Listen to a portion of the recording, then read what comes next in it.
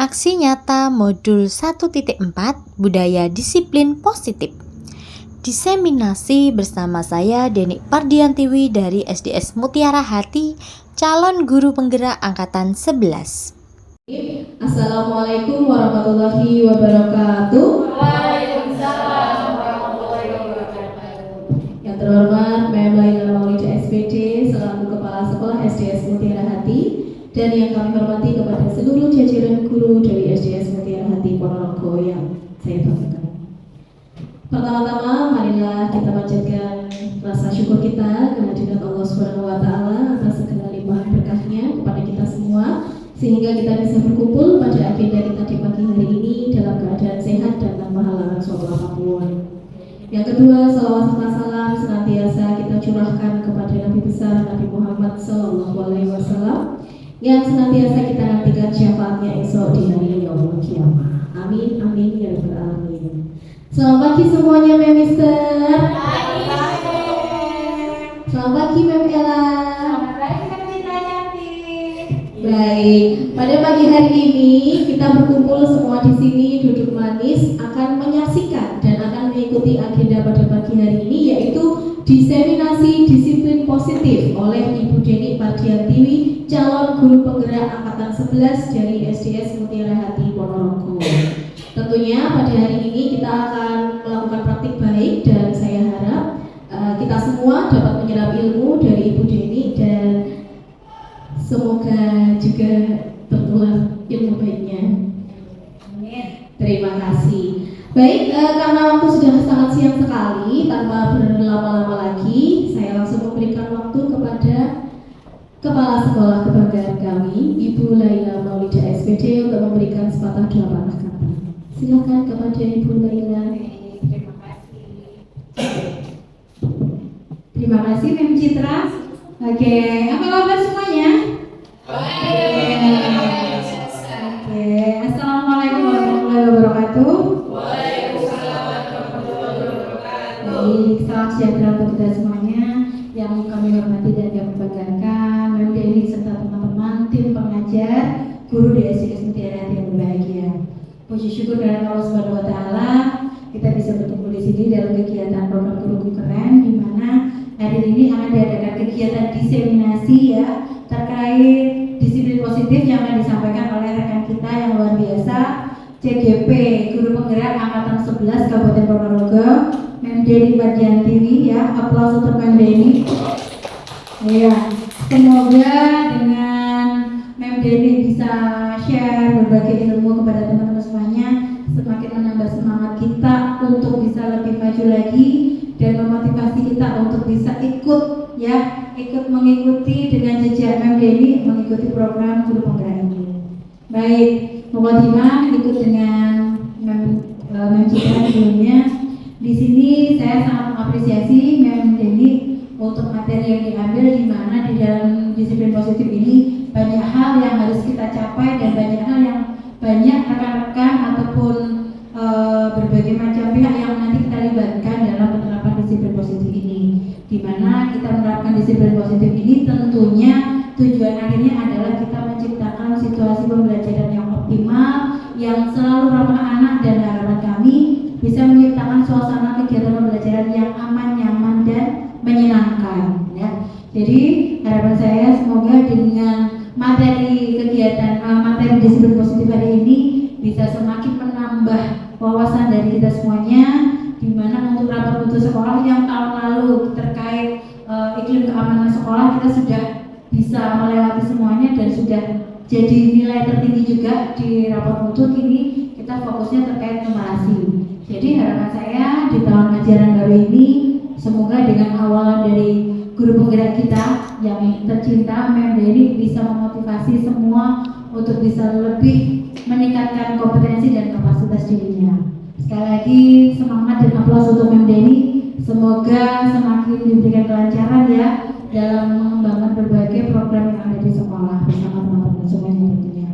Baik, tidak lama ya untuk sambutan dari saya, supaya nanti Mem Denik juga bisa menyampaikan materinya secara komplit, secara tuntas, dan harapan saya teman-teman bisa berkontribusi positif ya, boleh bertanya, boleh kita diskusi juga bersama supaya kita bisa mengaplikasikan di semua kelas. Baik, mungkin itu saja yang saya sampaikan. Sekarang semangat ya Mem Deni, semangat untuk rekan-rekan semuanya, tim guru SDS Mutiara Hati. Mutiara Hati. Oke, bilang taufiq wal hidayah. Wassalamualaikum warahmatullahi wabarakatuh. Nah, saya kembalikan kepada Mem Citra. Baik, terima kasih kepada Mem Laila Mawida atas sambutan yang telah diberikan. Masuki acara selanjutnya, langsung saja kita masuki acara inti ya, Memister semua, supaya kegiatan kita berjalan dengan lancar. Baik, selanjutnya saya panggilkan Ibu Deni Perjiatiwi selaku pengajar kita. Baik, Assalamualaikum warahmatullahi wabarakatuh. Waalaikumsalam warahmatullahi wabarakatuh. Sebelumnya saya ucapkan terima kasih kepada Ibu Laila Maulida karena sudah memberikan kesempatan untuk saya melakukan diseminasi berbagi praktik baik kepada teman-teman semua di SDS Mutiara Hati. Dan tak lupa juga saya ucapkan terima kasih kepada Mem dan Mister semuanya yang sudah meluangkan waktu untuk hadir di acara diseminasi disiplin positif pada hari ini. Oke, baik Mem Mister, langsung saja saya mulai. Jadi untuk materi saya hari ini yang akan saya sampaikan yaitu konsep intinya dari budaya positif itu ada 8. Jadi yang pertama adalah perubahan paradigma belajar. Yang kedua, nilai-nilai kebajikan. Yang ketiga, motivasi perilaku manusia. Yang keempat adalah keyakinan kelas. Yang kelima, disiplin positif. Selanjutnya, kebutuhan dasar manusia. Yang ketujuh adalah posisi kontrol guru dan segitiga restitusi. Nah, jadi nanti yang poin utamanya adalah kita bisa menerapkan segitiga restitusi. Jadi segitiga restitusi itu apa? Mari kita cari tahu bersama. Oke, baik. Selanjutnya yaitu pembelajaran paradigma baru. Nah, dari inti tadi yang pertama adalah pembelajaran dengan paradigma baru. Jadi pembelajaran ini dirancang dengan prinsip pembelajaran berdiferensiasi.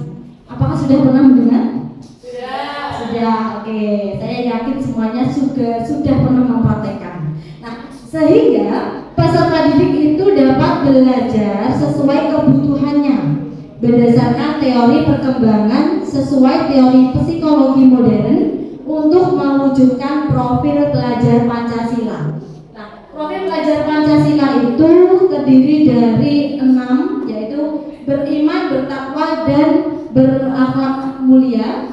Selanjutnya berkebinekaan global, bergotong royong, kreatif, bernalar kritis, dan juga mandiri. Nah, ini biasanya kita terapkan di pembelajaran P5 dan juga kita sisipkan di setiap pembelajaran setiap hari untuk penanaman karakter pada anak. Nah, ini miskonsepsi tentang teori kontrol yang mungkin kita pahami untuk saat ini. Oke, jadi yang pertama, guru itu mengontrol murid. Jadi guru itu yang bertugas untuk mengontrol murid tanpa kita berdiskusi dengan murid. Jadi apa maunya murid itu tidak kita pertimbangkan. Selanjutnya yaitu semua penguatan positif akan efektif dan juga bermanfaat. Jadi tidak selamanya penguatan positif itu akan berdampak baik pada murid. Contoh, memberikan bintang pada anak ketika berhasil menjawab pertanyaan. Nah, meskipun itu kita rasa bahwa sebagai penguatan positif, namun sebetulnya itu bukan penguatan positif. Nanti kita bahas lebih lanjut. Selanjutnya yaitu kritik dan membuat rasa bersalah mampu menguatkan karakter. Terkadang ketika ada siswa kita yang melakukan kesalahan, kita membuatnya merasa bersalah. Nah, tetapi tidak selamanya membuat siswa merasa bersalah itu menguatkan karakternya. Bahkan bisa jadi itu malah justru sebaliknya, jadi menghancurkan karakternya. Selanjutnya yaitu orang dewasa berhak memaksa. Jadi guru tidak boleh untuk memaksakan kehendaknya. Jadi yang kita pahami sebelumnya mungkin guru itu harus memaksakan. Jadi kita memaksa anak paham akan materi yang kita sampaikan, atau kita memaksa anak-anak untuk melakukan sesuatu yang kita inginkan, padahal anak tersebut tidak menginginkannya. Selanjutnya, ini mengubah paradigma stimulus respon ke pendekatan teori kontrol. Nah, ini. Jadi ini yang perlu kita rubah agar kita bisa mengoptimalkan pembelajaran. Oke. Stimulus respon yang pertama adalah realitas atau kebutuhan kita semua. Nah, sedangkan realitas kontrolnya atau teori kontrolnya yaitu kebutuhan kita itu berbeda-beda. Demikian dengan kebutuhan siswa, itu juga berbeda-beda. Selanjutnya, semua orang melihat hal yang sama. Nah, padahal yang benar adalah setiap orang memiliki gambaran yang berbeda. Selanjutnya, kita mencoba mengubah orang agar berpandangan yang sama dengan kita. Nah, teori kontrol yang bisa kita terapkan ke anak-anak yaitu kita berusaha memahami pandangan orang lain tentang dunia. Selanjutnya, perilaku buruk dilihat sebagai suatu kesalahan. Nah, padahal teori kontrolnya itu setiap perbuatan atau perilaku itu pasti memiliki tujuan. Selanjutnya, orang lain bisa mengontrol saya. Nah, ini teori kontrolnya hanya Anda yang bisa mengontrol diri sendiri. Jadi hanya diri kita sendiri yang bisa mengontrol diri. Selanjutnya, saya bisa mengontrol orang lain. Nah, padahal teori kontrolnya kita tidak bisa mengontrol orang lain. Demikian kepada siswa. Pemaksaan ada pada saat bujukan gagal. Nah, ini seharusnya yaitu kolaborasi dan konsensus menciptakan pilihan-pilihan baru. Jadi kita tidak bisa untuk membujuk atau memaksakan kehendak kita ke siswa, tetapi kita bisa melakukan kolaborasi dan juga menciptakan sesuatu yang baru yang bisa kita laksanakan bersama. Selanjutnya adalah model berpikir menang atau kalah. Nah, ini teori kontrolnya yaitu model berpikir menang dan juga menang. Jadi semua anak itu pasti memiliki potensi dan akan ada keberhasilannya. Nah, selanjutnya ini inti dari disiplin positif yang akan kita bahas hari ini. Jadi disiplin itu mengacu pada disiplin diri yang memiliki tanggung jawab terhadap apa yang dilakukan berdasarkan nilai-nilai yang diyakini. Disiplin positif itu juga merupakan salah satu cara penerapan disiplin yang bertujuan untuk menumbuhkan kesadaran serta memberdayakan peserta didik tanpa imbalan penghargaan, ancaman maupun hukuman. Nah, yang saya maksud tadi dengan memberikan bintang kepada siswa itu sama halnya kita memberikan penghargaan.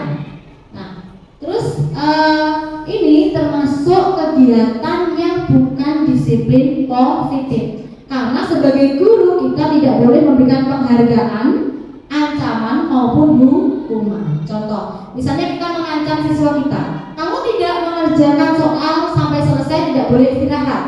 Nah, itu termasuk ancaman dan itu bukan disiplin positif. Selanjutnya hukuman. Ketika ada siswa yang terlambat, kita juga tidak boleh untuk menghukum. Contoh, kami menulis 100 kali saya tidak akan datang terlambat. Nah, itu juga termasuk bukan termasuk disiplin positif. Jadi disiplin positif yang sebenarnya, contoh ketika ada anak yang datang terlambat, maka bisa kita beritahu, misalnya Dio datang terlambat. Dio nanti waktu istirahat menemui Mem Deni di kantor. Jadi kita berbicara face to face. Tidak boleh langsung menanyai di dalam kelas, misalnya, Dio, kenapa kamu hari ini terlambat? Seperti itu. Itu tidak boleh, karena itu akan membunuh karakter anak dan bisa juga itu menjadikan trauma bagi anak itu sendiri. Jadi bisa saja nanti anak itu merasa, oh kok seperti ini ya, aku dipermalukan oleh guruku sendiri dan besoknya tidak mau masuk sekolah. Nah, itu tujuan kita menerapkan disiplin positif sehingga nanti sekolah kita bisa menjadi sekolah yang ramah anak. Oke, selanjutnya sebagai pendidik tujuan kita adalah menciptakan peserta didik yang memiliki disiplin diri sehingga mereka berperilaku mengacu kepada nilai-nilai kebajikan universal dan memiliki motivasi intrinsik dalam perubahan perilaku ke arah yang lebih baik. Jadi tujuan kita melaksanakan disiplin positif ini untuk menumbuhkan karakter-karakter pada anak sesuai dengan profil belajar Pancasila sehingga nanti anak memiliki karakter yang lebih baik di sekolah maupun ketika kembali ke masyarakat. Nah, ini adalah nilai-nilai kebajikan atau nilai yang disepakati secara bersama lepas dari suku, agama, bahasa maupun latar belakangnya. Jadi kita mengesampingkan dulu beraneka macam keragaman. Nah, ini ada beberapa contoh nilai kebajikan yang biasanya dipakai oleh suatu organisasi. Nah, yang kita kenal dan tidak familiar ya, dan sudah familiar ya, ini adalah profil pelajar Pancasila. Nah, ini sudah kita dengar sejak kita menerapkan kurikulum Merdeka. Nah, isinya yaitu beriman dan bertakwa kepada Tuhan Yang Maha Esa dan berakhlak mulia, berkebinekaan global, bergotong royong, mandiri, kreatif dan benar kritis. Selanjutnya adalah ini IBO, Primary Youth Program. Nah, ini biasanya dipakai oleh organisasi atau institusi, yaitu nilai kebajikannya toleransi, rasa hormat, integritas, mandiri, menghargai, antusias, empati, keingintahuan, kreativitas, kerjasama, percaya diri dan juga komitmen. Nah, selanjutnya ada keterampilan hidup atau life skill, yaitu ada nilai-nilai kebajikan dapat dipercaya, lurus hati, selanjutnya tidak merendahkan orang lain dan memberikan yang terbaik dari dirinya sendiri. Jadi yang namanya nilai-nilai kebajikan itu pasti nilai-nilai yang baik yang bisa kita terapkan dan tanamkan kepada anak-anak. Oke, kebutuhan dasar manusia. Nah, ini kebutuhan yang selalu kita perlukan dalam kehidupan, yaitu kebutuhan dasar manusia adalah segala sesuatu yang kita lakukan untuk mendapatkan apa yang kita inginkan. Jadi segala macam usaha yang kita lakukan itu merupakan kebutuhan dasar. Selanjutnya, seluruh tindakan yang kita lakukan itu pasti memiliki tujuan tertentu. Dan semua usaha yang terbaik yang kita lakukan adalah dalam rangka agar kebutuhan dasar kita itu bisa terpenuhi dengan baik. Nah, ini ada 5 kebutuhan dasar manusia. Yang pertama yaitu bertahan hidup. Jadi setiap hari kita pasti membutuhkan makanan, pakaian, tempat tinggal, keamanan dan juga kesehatan. Jadi tanpa itu semua kita tidak bisa bertahan hidup. Selanjutnya adalah kasih sayang dan rasa diterima. Nah, ini yaitu rasa diterima, diperdulikan oleh orang-orang sekitar kita, berbagi, bekerja sama, menjadi bagian dalam kelompok. Oke, selanjutnya adalah penguasaan, yaitu harga diri, keinginan untuk dianggap, memimpin, berprestasi, diakui dan juga didengar. Itu adalah kebutuhan penguasaan kita. Selanjutnya adalah kebebasan. Kita juga memerlukan suatu kebebasan, yaitu untuk mandiri, yaitu memiliki pilihan dan juga mencoba hal baru. Selanjutnya kita juga mampu mengendalikan arah diri. Selanjutnya adalah kesenangan. Nah, ini yang wajib juga kita penuhi sebagai dasar kebutuhan manusia. Nah, ini seperti bermain, terus humor, ada lagi antusiasme dan juga tertawa. Nah, mengapa siswa-siswa kita itu selalu melakukan kesalahan atau membuat masalah? Nah, itu penyebabnya karena 5 kebutuhan dasar manusia ini tidak terpenuhi. Contohnya, untuk kesenangan, misalnya ada siswa yang ketika gurunya melakukan pembelajaran siswanya mengantuk, siswanya bosan. Pernah menemui seperti itu, Mister? Nah, itu semua karena kebutuhan dasar kesenangannya belum terpenuhi. Nah, sebagai guru kita juga harus inovatif dalam menciptakan pembelajaran yang menyenangkan. Contohnya, kita menyisipkan game. Jadi pembelajaran dengan misalnya dengan paparan digital ini kita bisa melakukan pembelajaran yang inovatif dengan berbagai macam media dan juga metode pembelajaran. Sehingga kebutuhan dasar anak yang bagian kesenangan itu bisa terpenuhi. Ya, seperti itu. Oke. Selanjutnya adalah motivasi perilaku manusia. Ini dibedakan menjadi dua. Yang pertama ekstrinsik atau dari luar. Ini adalah untuk menghindari ketidaknyamanan atau hukuman. Nah, ini adalah motivasi ekstrinsik. Contohnya, supaya aku tidak dapat hukuman, berarti aku harus menggunakan atribut lengkap saat upacara bendera. Nah, seperti itu. Selanjutnya adalah untuk mendapatkan imbalan atau penghargaan dari orang lain.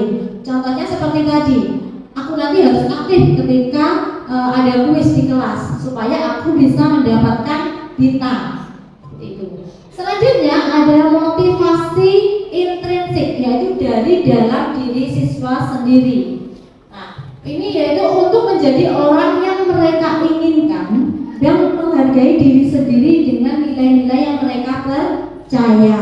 Jadi siswa-siswa kita yang mungkin menciptakan masalah atau membuat kesalahan itu sebenarnya juga dari motivasi intrinsiknya sendiri, karena dia ingin menjadi seperti apa yang dia inginkan. Misalnya, aku ingin diperhatikan oleh guruku, berarti aku harus berbuat sesuatu yang mungkin aneh atau mungkin bahkan kesalahan seperti itu, supaya apa?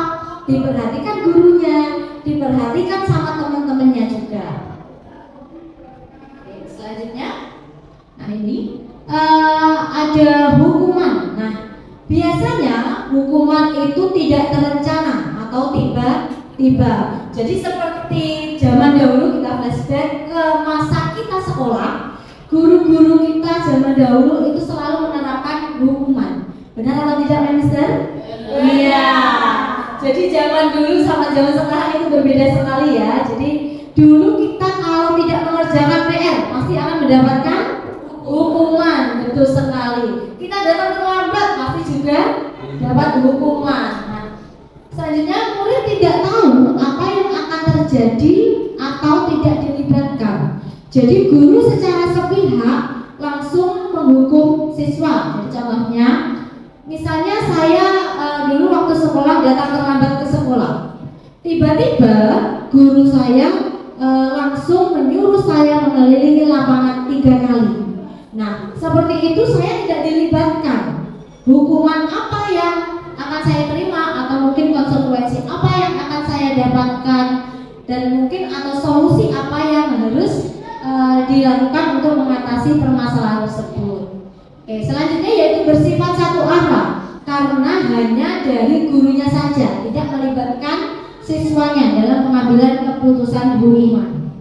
Selanjutnya yaitu berupa hukuman fisik ataupun psikis. Nah, selanjutnya adalah konsekuensi. Nah, ini juga mungkin yang pernah kita terapkan sebagai guru. Jadi ini lebih terencana atau disepakati sesuai aturan. Nah, misalnya kita membuat aturan di kelas, yang dapat terlambat maka nanti tidak istirahat, seperti itu. Jadi itu adalah konsekuensi yang harus diterima anak. Apabila dia datang terlambat, maka nanti dia tidak mendapatkan jam istirahat. Selanjutnya, murid tetap dibuat tidak nyaman. Nah, jadi seperti contohnya tadi, ketika teman-temannya istirahat, ada salah satu siswa yang tidak istirahat, itu pasti akan membuatnya tidak nyaman. Sikap guru selalu memonitor murid. Jadi guru selalu memperhatikan murid, apa kesalahannya dan apa konsekuensinya itu selalu diperhatikan. Selanjutnya, restitusi. Sudah pernah mendengar, Mister? Sudah? Oke. Jadi mungkin yang sudah mendapatkan diklat ramah anak itu sudah tahu apa itu restitusi. Yang paling familiar itu retribusi. Oh, retribusi. Oke. Iya. Jadi yang terbaru ini ya, ini restitusi. Nah, jadi restitusi ini adalah proses menciptakan kondisi bagi murid untuk memperbaiki kesalahannya. Jadi siswa-siswa kita yang mungkin berbuat salah seperti itu, kita lakukan sebuah restitusi, yaitu menciptakan kondisi untuk menemukan berbagai macam solusi yang bisa kita pilih secara bersama. Selanjutnya yaitu proses kolaboratif yang mengajarkan murid untuk mencari solusinya sendiri. Jadi contohnya siswa yang datang terlambat, jadi kita tanya apa solusi yang bisa dia berikan supaya besok tidak datang terlambat. Jadi bukan kita sebagai guru yang memberikan solusi kepada siswa, tetapi siswa itu sendiri yang memilih solusi untuk permasalahannya sendiri. Jadi yang harus kita terapkan saat ini dan kedepannya adalah restitusi. Jadi kita mulai meninggalkan hukuman maupun konsekuensi karena itu tidak efektif. Nah ini 5 posisi kontrol guru. Jadi ketika ada siswa kita yang membuat suatu masalah atau melakukan kesalahan, kita bisa memposisikan diri kita menjadi 5 ini. Jadi kita bisa memilih salah satu ketika kita menghadapi suatu permasalahan dengan siswa. Yang pertama adalah penghukum, kedua pemantau, ketiga pembuat rasa bersalah, manajer, dan juga teman. Oke, mari kita bahas satu persatu. Nah ini contoh penerapan 5 posisi kontrol guru. Nah di sini kasusnya adalah siswa tidak memakai atribut lengkap ketika upacara bendera hari Senin. Nah, coba kita identifikasi apabila kita menjadi penghukum, maka kita bisa menyuruh siswa kita untuk hormat pada bendera selama 1 jam. Nah, itu posisi kita sebagai penghukum. Selanjutnya kita juga bisa memposisikan diri kita sebagai pembuat rasa bersalah. Jadi kita bisa misalnya dengan kata-kata berapa kali mem atau mister harus memberitahu kamu selalu mengecewakan karena kamu selalu datang terlambat, seperti itu. Jadi kita lebih ke ngobrol dari hati ke hati dan kita membuat siswa itu merasa bersalah dengan kata-kata yang menyentuh. Oke, selanjutnya adalah teman. Nah, kita sebagai guru bisa juga memposisikan diri sebagai teman kepada anak kita. Jadi contohnya gini, ayo dong ikuti aturan yang sudah kita buat. Nah, oke, bantu mem atau mister untuk melakukan keyakinan kelas kita. Jadi misalnya ini, ya sudah tidak apa-apa, lain kali jangan berbuat seperti ini lagi ya. Next time kalian harus berangkatnya lebih pagi supaya tidak terlambat, seperti itu. Selanjutnya yang levelnya lebih up lagi, yaitu sebagai pemantau. Nah, ini contohnya kamu sudah pernah melanggar peraturan sekolah. Kamu tahu konsekuensinya apa ketika kamu melanggar peraturan yang sudah kita buat. Tadi kasusnya yaitu datang terlambat. Nah, konsekuensinya apa? Itu kita tanya jawab kepada siswa. Pasti siswa akan tahu. Contohnya, oh konsekuensinya saya tidak boleh istirahat, mem, seperti itu. Nah, terus setelah itu, setelah pulang sampaikan ke mama, besok membeli atribut dan jangan diulangi lagi. Jadi untuk memantau ini, kita sebagai guru memberikan solusi kepada anak. Jadi solusi dari permasalahan yang dihadapi oleh anak.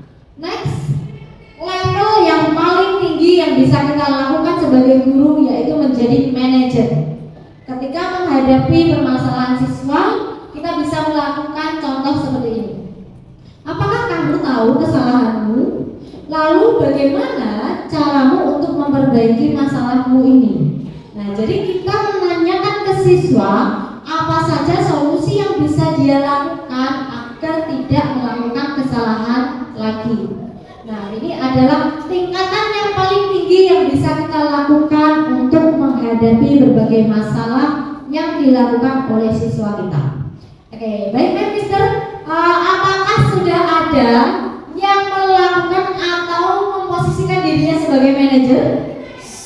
Insya Allah sudah ya. Apalagi yang kelas atas itu pasti sudah pernah menerapkan sebagai manajer. Tetapi untuk kelas bawah mungkin ini masih kurang tepat ya. Jadi lebih efektif ketika guru menjadi pemantau. Jadi kita yang memberikan alternatif solusi kepada anak-anak. Oke, next. Nah, ini coba kita cari tahu posisi kontrol apakah aku. Jadi ketika ada ini, saya kecewa sekali dengan kamu. Posisi apa? Memberi rasa bersalah. Memberi rasa bersalah, betul sekali. Selanjutnya, kamu tahu konsekuensinya dari perbuatan yang kamu lakukan.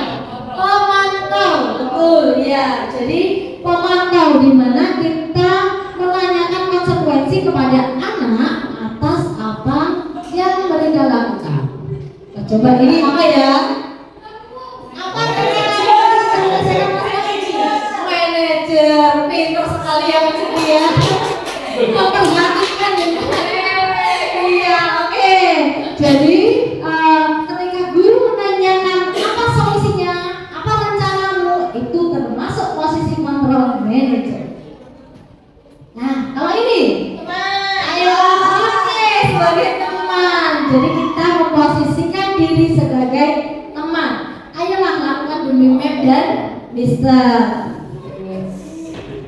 Selanjutnya, keyakinan kelas. Nah, mengapa keyakinan kelas bukan peraturan kelas? Ada yang tahu Mister? Kenapa kok disebut keyakinan kelas? Padahal kita biasanya membuat peraturan kelas. Oke, apa Mister? Kalau keyakinan itu kita pahami bersama dalam arti kalau peraturan itu punya tertulis dan bisa membeli langgar. Oke, betul sekali Mister Agus. Jadi ya kita perlu Mister Agus. Ternyata Mister Agus sudah mendalami materi ini sebelumnya ya. Oke. Iya.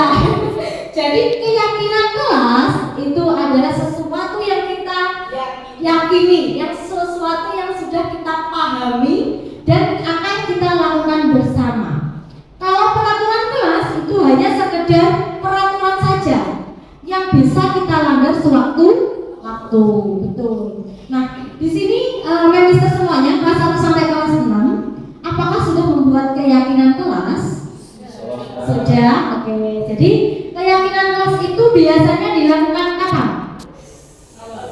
Ya, di awal masuk ketika MPLS, betul sekali. Nah, ini pembentukan keyakinan kelas. Nah, ini sebenarnya pembentukan keyakinan kelas itu ternyata sangat panjang sekali untuk step-stepnya. Jadi kalau mungkin kita kemarin waktu MPLS sudah menerapkan itu, kita langsung membuat yang namanya keyakinan kelas. Tetapi ternyata setelah saya mendapatkan materi di guru penggerak, itu ternyata stepnya banyak sekali, bahkan ada 5 step yang harus kita lakukan dan itu mungkin bisa memakan waktu 1 sampai 2 hari. Tapi kita lebih enaknya langsung membuat keyakinan kelas secara langsung, bisa 1 hari jadi. Nah, pembentukan keyakinan kelas ini sifatnya abstrak. Oke, terus berupa pernyataan universal, jadi bersifat umum. Jadi bisa dipahami oleh siapa saja dan dilakukan siapa saja. Dibuat dalam pernyataan positif. Nah, ini contohnya, kata-katanya yaitu berupa kalimat positif. Contoh, datang tepat waktu. Itu adalah kalimat positif. Kalau negatif misalnya, jangan mengambil barang milik orang lain atau mengambil barang temannya. Itu bisa kita ubah menjadi pernyataan positif dengan meminta izin ketika meminjam barang teman. Selanjutnya sedikit supaya mudah diingat dan dipahami. Jadi yang namanya keyakinan kelas itu tidak perlu banyak-banyak. Jadi mungkin ada 5 atau maksimal 10 saja. Yang penting kita bisa melakukan optimal. Selanjutnya sesuai dengan kondisi kelas atau sekolah. Jadi misalnya kelas atas dan kelas bawah itu keyakinan kelasnya pasti berbeda karena disesuaikan dengan kondisi kelas masing-masing. Selanjutnya yaitu semua warga kelas atau sekolah itu terlibat saat pembuatannya. Nah, jadi sudah tepat yang kita lakukan waktu MPLS kemarin, kita melibatkan siswa untuk membuat keyakinan kelas. Jadi bukan lagi peraturan kelas. Kalau peraturan kelas itu berarti gurunya yang membuat sendiri dan memaksakan siswanya untuk mematuhi aturan tersebut. Jadi kita sudah tepat yang kita lakukan yaitu melibatkan siswa kita satu kelas dalam pembuatan keyakinan kelas. Oke. Nah ini pokok penting dari yang kita bahas hari ini. Nantinya saya harapkan semua men dan mister bisa menerapkan segitiga restitusi. Apa itu segitiga restitusi? Jadi segitiga restitusi itu adalah proses untuk memperbaiki kesalahan yang dilakukan anak agar menjadi pribadi yang lebih mandiri dan juga bertanggung jawab. Jadi kita sebagai guru tugasnya tidak hanya menuntun siswa untuk mencapai atau menggali potensinya, tetapi kita juga harus mampu memperbaiki kesalahan yang dilakukan oleh siswa. Nah, ini adalah cara yang harus kita terapkan ketika melakukan segitiga restitusi.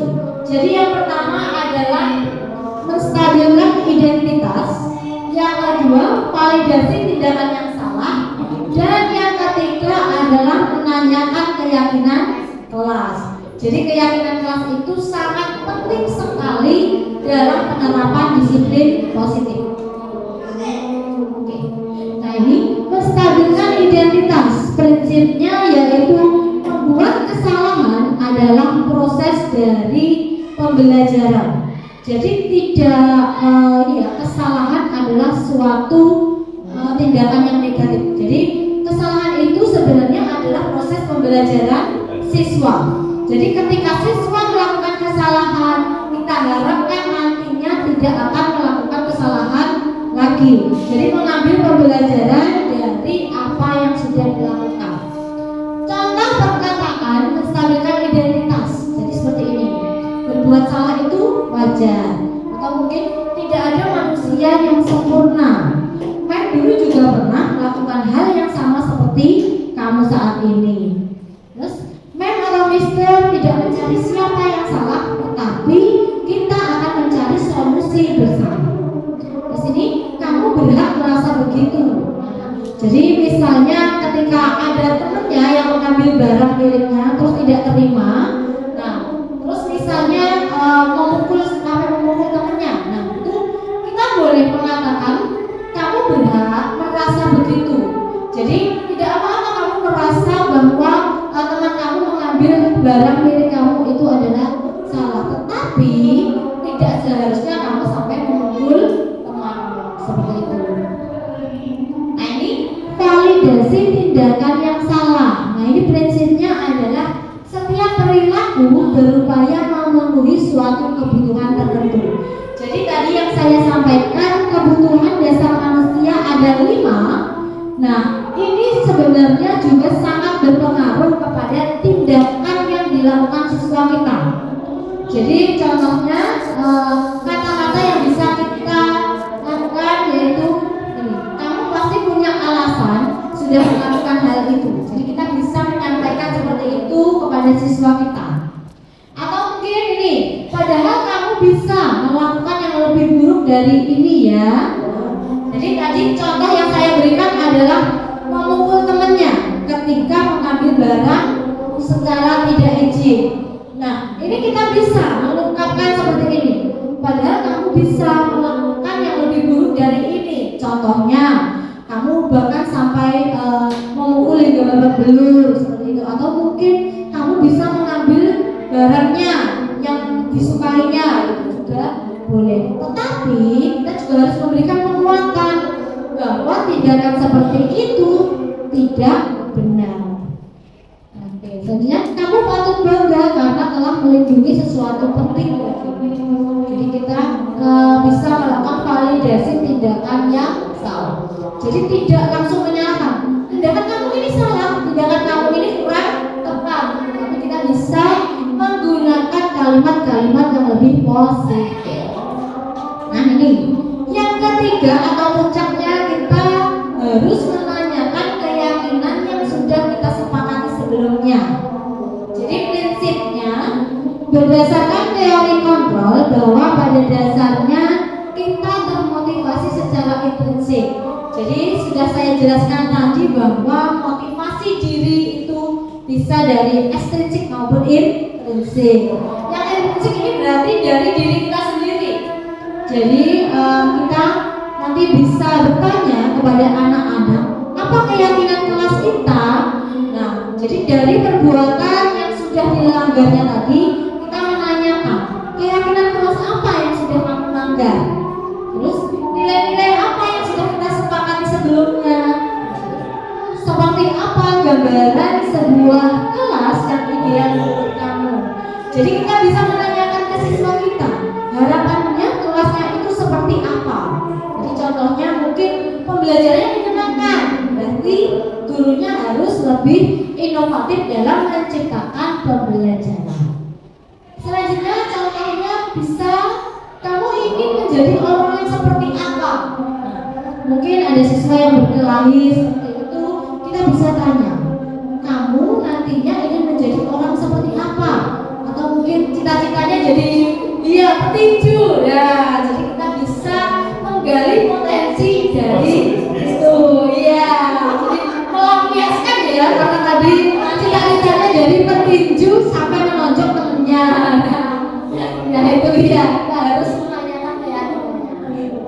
Nah ini contoh di sini ada kasus Ibu Sari mendapati siswanya yang bernama Roy datang ke sekolah terlambat. Oke. Saat jam istirahat, Ibu Sari memanggil Roy untuk menanyakan alasan dan juga permasalahannya. Ya.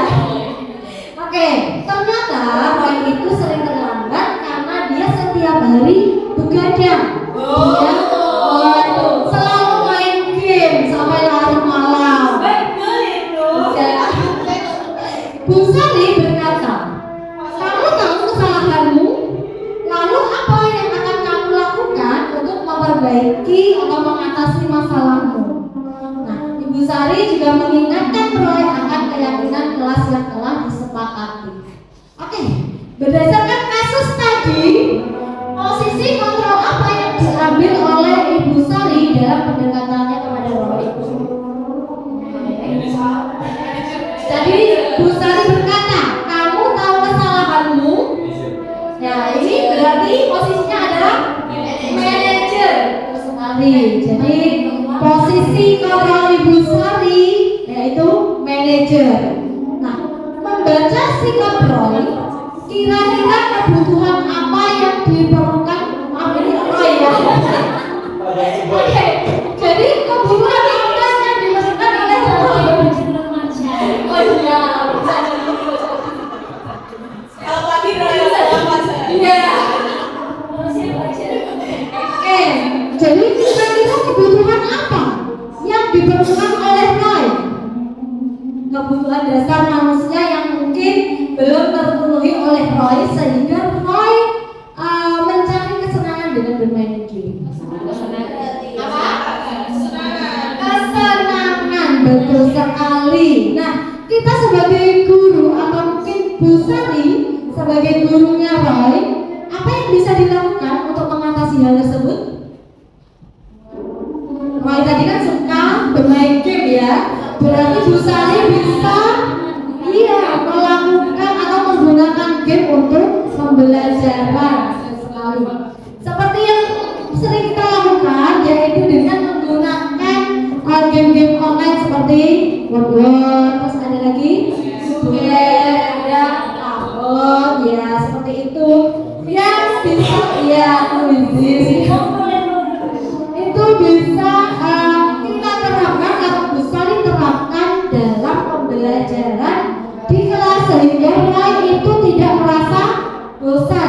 sehingga Roy juga mendapatkan kebutuhan dasarnya, yaitu suatu kesenangan. Oke, sebentar. Jadi dari posisi tadi, coba. Oke, saya akan membuatkan segitiga restitusi. Jadi mari kita identifikasi bersama-sama. Bisa? Mau menulis ya? Keren sekali ya Bapak kita ya. Oke, jadi saya sudah membuat sebuah segitiga. Sekarang anggap saja ini adalah segitiga restitusi yang kita gunakan untuk menangani kasusnya Roy. Oke. Nah, saya akan menuliskan.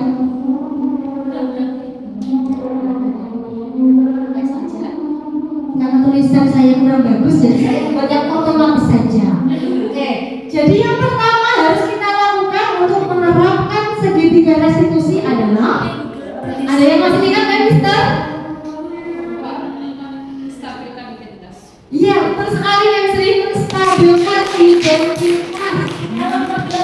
Iya, betul sekali. Jadi kita yang pertama adalah menstabilkan Wah, bagus. soalnya dia tulisannya seperti domba. Oke.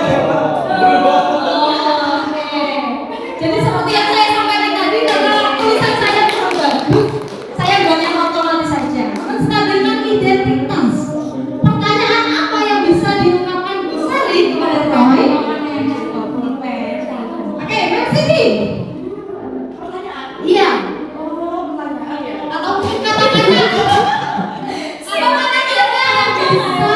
diungkapkan Bu Sari kepada Roy. Oh iya.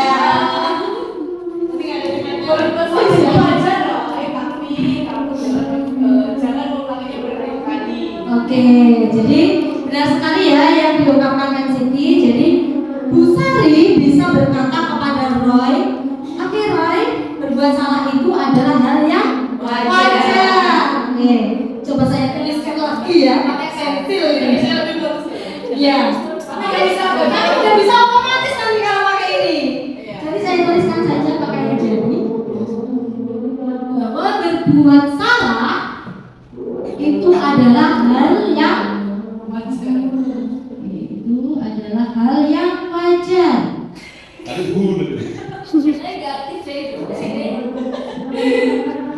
Sudah mati ya dia. Oh masih. Otomatis. Harus sabar ya ternyata ya. Oke, jadi berbuat salah itu adalah hal yang wajar. Oke, ya. Betul sekali. Nah, selanjutnya setelah menstabilkan identitas apa? Ayo, Mister. Validasi kesamaan. Oke, luar biasa ini. Oke, jadi ya menanyakan atau validasi tindakan yang sama. Oke. Jadi yang kedua adalah validasi tindakan yang salah.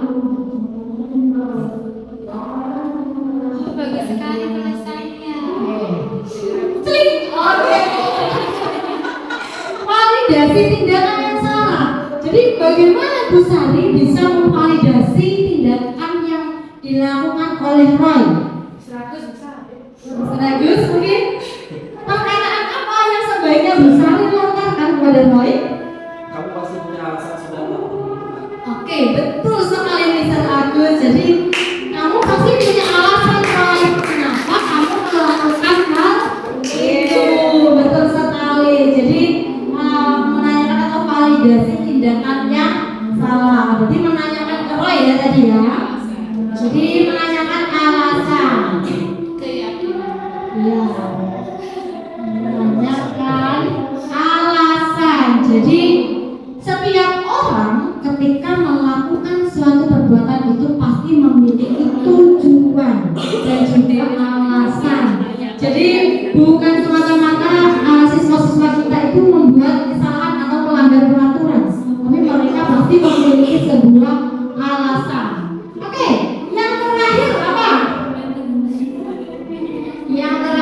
Ada yang tahu? Saya gimana? Pasti harus tahu alasannya. Iya betul. Setelah kita tahu alasannya, terus kita mengingatkan apa? Tujuannya keyakinannya. Iya, yaitu keyakinan kelas luar biasa. Bisa dijadikan MC diskusi yang baik ya. Harus yakin ya MC.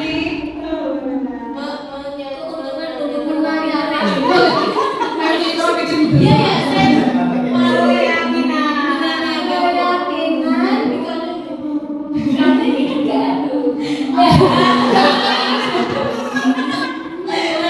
ya, menanyakan keyakinan kelas. Kata-kata apa yang bisa dilontarkan Besari untuk menanyakan keyakinan kelas pada Roy? Oke, apa keyakinan kelas kita? Betul sekali. Siti lagi. Jadi apa keyakinan kelas kita?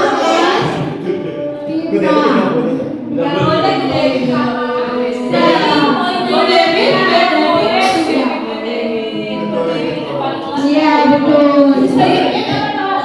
Jadi apa yang boleh sih? Kok yang maksudnya apa namanya? Nah, ini kalau dia sesuatu yang baik, ada yang positif, berarti ini dapat apa ini? Bukan tentang pesan juga, dia lebih positif kan bisa menjawab. Misalnya ada jawab Bisa langsung kita berikan sebab dan akibat. Bisa buat kamu bisa menjawab dengan betul. Pasti belajar ya tadi malam. Ya.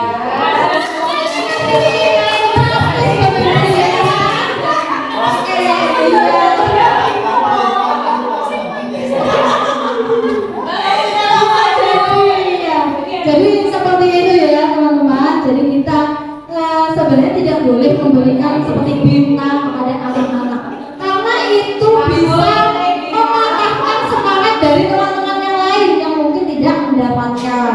Padahal juga ada motivasi yang lain. Iya betul. Ada organisasi eksternal ya. Iya bukan orang. Ya cuma harusnya boleh tapi enggak. Iya. Iya betul. Boleh tetapi tidak ya, lebih baik tidak dilakukan ya atau dipakai. Betul. Jadi lebih memberikan apresiasi yang bisa memotivasi secara intrinsik seperti itu. Oke. Saya punya video penerapan segitiga restitusi yang pernah saya lakukan. Aduh, eksamen kita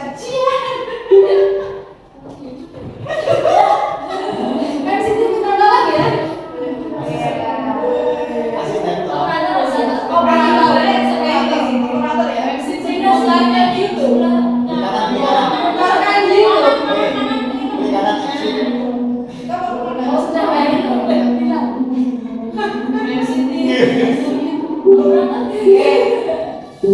Oke, kita buka YouTube dulu. Saya akan menampilkan bagaimana proses segitiga restitusi yang pernah saya lakukan. Sabar ya teman-teman. Iya.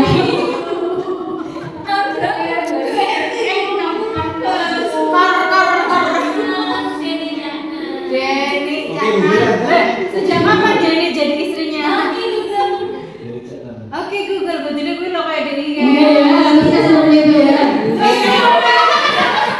Speakernya aja Baru saya yang tadi ya. Masa jadi lagi-lagi. Ini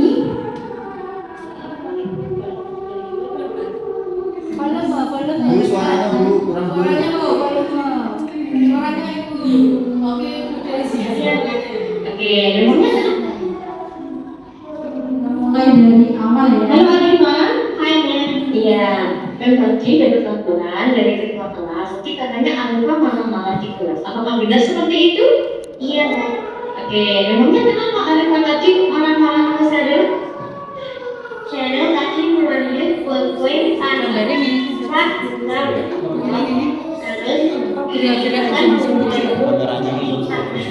Oh gitu. Jadi setelah kami tadi mengaku dari jadi kamu mungkin menjadi juga sama akan marah. sambil membawahi. Lalu apa yang kamu perbuat keseharian? Saya meeting ya. Oh, jadi kamu tadi berbuat seperti itu. Nah, pasti ada alasannya kan kamu tadi berbuat seperti itu? Ya, kan jadi sampai merusak namun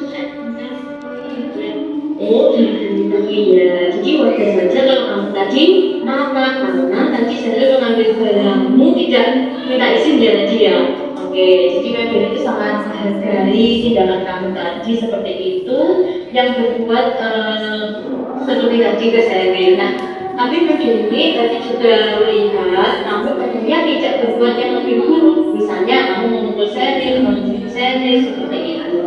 Nah, tenang, coba kita pikirkan. Apakah tindakan kamu tadi yang mengambil meja itu sesuai dengan keyakinan Al-Fatihah? Tidak. Oke. Terus apa yang kamu sadari? Menghormati temanmu. Oke, betul sekali. Jadi menurut kamu kita itu harus saling menghormati sesama teman. Apakah menghormati sesama teman itu penting misalkan?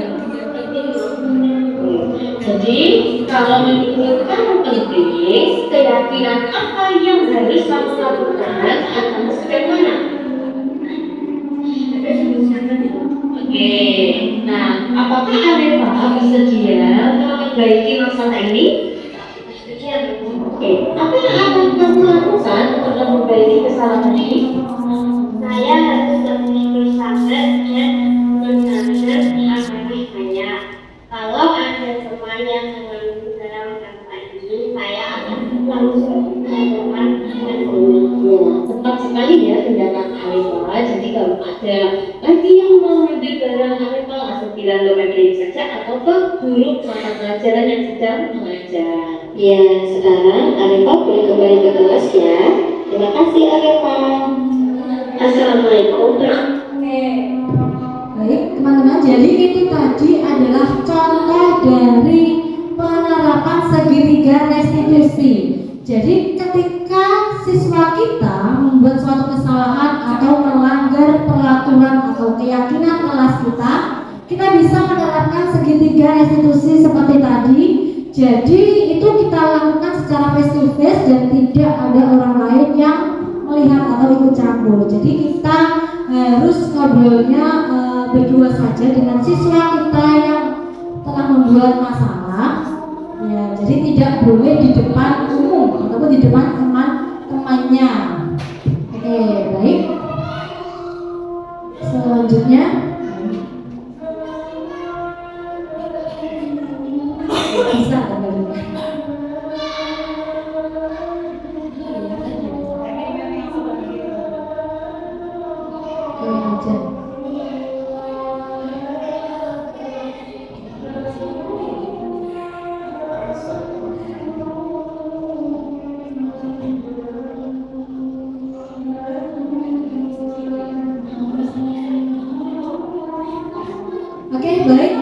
bisa sampai di sini mungkin ada yang masih belum paham atau ditanyakan, saya persilahkan. Mungkin ada kasus atau mungkin tadi materi yang saya sampaikan masih belum jelas, silakan ditanyakan, nanti kita diskusikan bersama. Oke, Akila. Oke, tadi sekelas kita melihat dan mengikuti dari pemaparan Mendeni khususnya tadi yang terjadi di kelas atas ya, Mem. Yang ingin saya tanyakan, bagaimanakah untuk proses restitusinya untuk yang kelas bawah, apalagi anak-anak kelas bawah itu kan juga kita pendekatannya berbeda ya, mereka juga terkait pemahaman juga belum bisa belum maksimal seperti kakak-kakak kelas yang di kelas atas. Mohon penjelasan dari Baik, Mem, terima kasih untuk pertanyaannya. Jadi tadi contoh yang saya tampilkan adalah penerapan segitiga restitusi di kelas atas. Nah, di kelas bawah itu kita juga bisa menerapkan hal tersebut.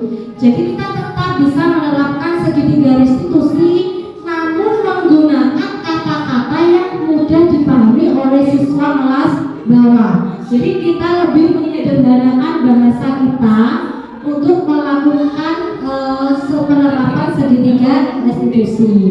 Jadi contohnya, kalau mungkin di kelas atas kita menanyakan solusi dari permasalahan yang telah dibuat itu sudah bisa menjawab. Tapi kalau kelas bawah itu belum tentu bisa menemukan solusi yang bisa dia ambil untuk menyelesaikan permasalahannya. Jadi guru itu kita bisa sebagai pemantau atau sebagai teman. Jadi sebagai pemantau kita bisa terapkan di kelas bawah. Jadi ketika ya ada siswa yang berbuat kesalahan atau melanggar peraturan, kita bisa menanyakan konsekuensinya apa.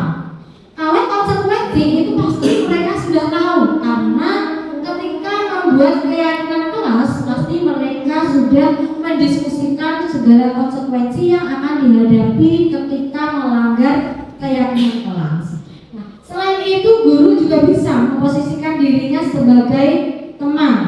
Nah, di situ nanti bisa berbicara dari hati ke hati selayaknya teman yang menasihati temannya. Mungkin seperti itu Mem Ella jawabannya. Mungkin ada lagi Mem Mister pertanyaan yang lain? Monggo. Ya. Bisa lagi? Tadi katanya pengen bertanya, monggo. Nah, sudah ditutup, nggak jadi. Nah, saya tampilkan slide-nya tadi ya Mister ya. Oh ini sudah. Oke. Monggo Mister Rizaldi. Ya. Bagaimana cara membentuk keyakinan kelas bahwa untuk kesepakatan kelas itu kan berbeda dengan keyakinan kelas, bahwa keyakinan kelas itu lebih di atasnya kesepakatan. Bagaimana untuk membentuk? Oke. Jadi cara membentuk keyakinan kelas tadi sudah ada, saya jelaskan sebentar. Nah ini. Jadi cara membentuk keyakinan kelas itu kita poin pentingnya adalah semua warga kelas atau sekolah itu terlibat. Jadi misalnya saya mau membuat keyakinan kelas di kelas 4. Jadi saya harus wajib melibatkan semua siswa yang ada di kelas 4, tidak kurang satu pun. Jadi ketika kita membuat suatu keyakinan kelas berarti semuanya harus meyakini, harus memahami bahwa semua yang telah kita sepakati tadi itu menjadi kunci atau tanggung jawab diri kita sendiri. Jadi mungkin tidak hanya diri sendiri ya, tetapi juga tanggung jawab bagi teman-temannya juga yang lain. Nah, selain itu juga disesuaikan dengan kondisi kelas. Jadi tentunya setiap kelas itu memiliki keyakinan kelas yang berbeda-beda karena harus disesuaikan dengan kondisi masing-masing kelasnya. Dan keyakinan kelas ini tidak harus banyak-banyak. Kalau biasanya peraturan kelas atau peraturan kelas ya Mister ya. Peraturan kelas itu kan biasanya sangat banyak ya, mungkin bisa sampai 20 atau 30 peraturan. Nah, tetapi kalau keyakinan itu cukup 5 atau maksimal 10 saja. Tujuannya apa? Kalau sedikit atau lebih sedikit itu lebih dipahami dan juga diingat oleh siswa, sehingga siswa mampu memiliki tanggung jawab pada dirinya sendiri untuk melakukan hal tersebut. Jadi supaya dia juga tidak melanggar apa yang sudah disepakati atau diyakini secara bersama. Seperti itu Mr. Rizaldi. Mungkin ada lagi yang mau bertanya ya Mr.? Sudah cukup? Oke. Sudah.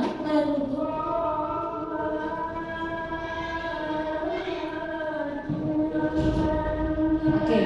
Jadi penutupnya yaitu dalam penerapan program disiplin positif hendaknya guru memiliki strategi atau standar kepribadian profesional dan juga sosial yang baik, di mana guru mampu merefleksi dirinya dalam posisi kontrol saat ini. Jadi guru itu menurut filosofis Ki Hajar Dewantara yaitu sebagai teladan. Jadi guru itu harus menjadi teladan bagi siswanya, betul sekali. Nah, selanjutnya yaitu bagaimana perjalanan dirinya sebagai among atau manajer.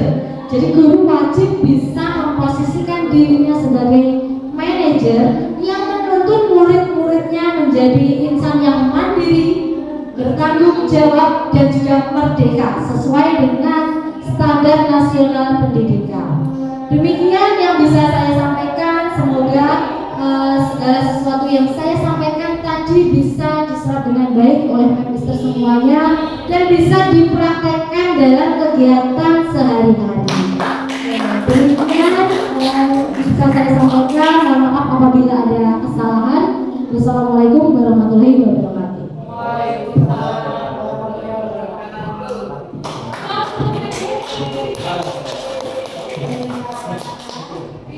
Iya, akhirnya kita sudah sampai di sesi yang terakhir. Terima kasih Mem Denny karena ternyata materinya itu sangat dekat sekali dengan kita. Ada yang mungkin sudah kita praktekkan, ada yang mungkin sudah kita percayai benar, tapi ternyata setelah mendapatkan materi ini, oh ternyata pemberian habit-habit yang selama ini ada di pendidikan kita ini kurang tepat. Tapi tentunya proses perubahan itu juga membutuhkan waktu dan sosialisasikan program seperti ini juga tidak hanya ke dalam lingkungan sekolah, tapi juga lingkungan sekolah yang lainnya. Seru sekali lagi terima kasih. Tepuk tangan untuk Mbak Dewi. Terima kasih. Iya, saya juga jadi sangat melek sekali.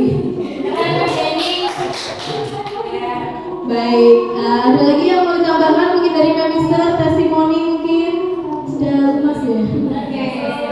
Sudah cukup. Baik, kalau sudah cukup, marilah kita tutup acara kita pada pagi hari ini dengan bacaan hamdalah. Akhir kata, saya dari pembawa acara hari ini mengucapkan terima kasih dan mohon maaf apabila ada salah-salah kata. Semoga ilmu yang kita dapat hari ini bisa menjadi ilmu tambahan dan tentu saja bisa kita terapkan segera di kelas kita masing-masing. Akhir kata, wabillahi taufiq wal hidayah. Wassalamualaikum warahmatullahi wabarakatuh. Waalaikumsalam.